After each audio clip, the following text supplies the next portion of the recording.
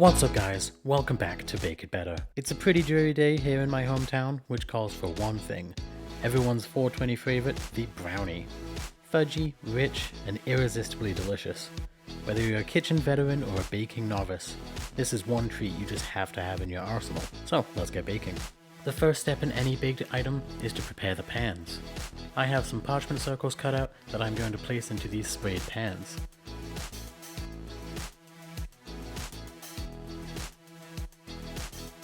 Press down on the edges and give a final spray. Next, we need to melt our butter and the chocolate.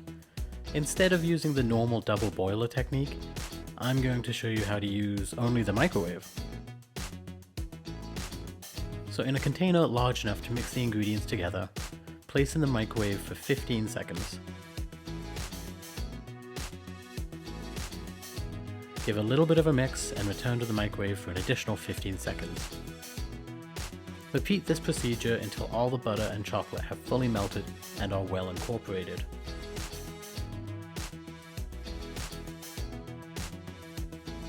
Leave this aside to cool to room temperature.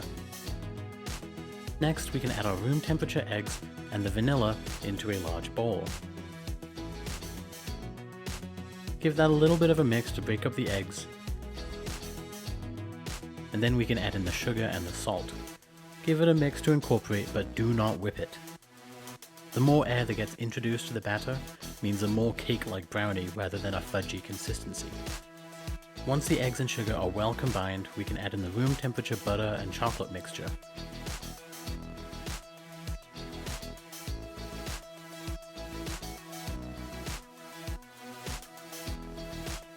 Again, mix this in well, but avoid whipping in too much air.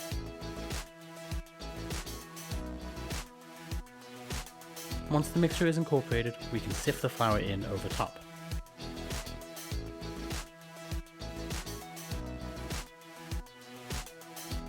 Exchange your whisk for a spatula and gently fold the flour into the chocolate. We fold the flour in rather than regular mixing because we want to limit any chance for gluten to develop in our batter. More gluten means a tougher brownie.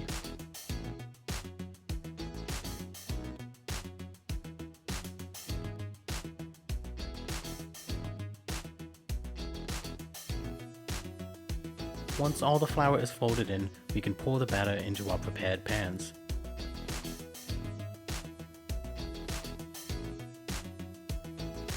Sprinkle with some coarse salt and bake in a preheated oven set to 320 degrees for about 35 minutes.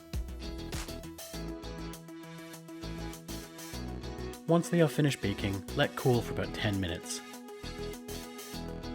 Run a knife around the edge of the brownie to help release it from the pan.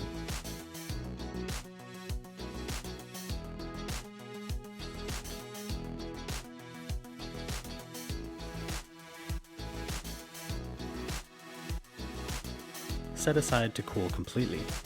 Once completely cool, do a quick sanity check run of the knife around the edge just to ensure that it will come off the sides. Then flip the pan out onto a cutting board or your countertop. I'm super picky, so I'm just going to trim all the edges off, but feel free to skip this. These trimmings are perfect for making rum balls, add-ins for making ice cream, or for just rolling in chocolate. I'll just cut the finished brownies into simple squares. And, of course, everything is improved with salted caramel.